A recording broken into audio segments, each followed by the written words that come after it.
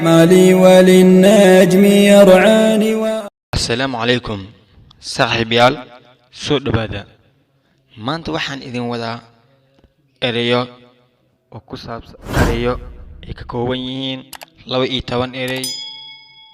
fadlan intaadan ashirka dhameysanin ka hor waxaan ka codsanayaa channelka inaad subscribe noo saartid.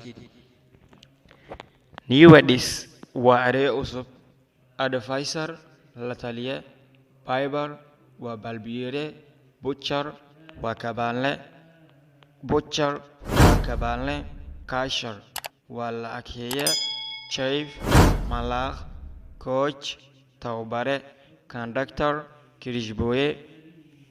Director agaasime. Commander abaanduule.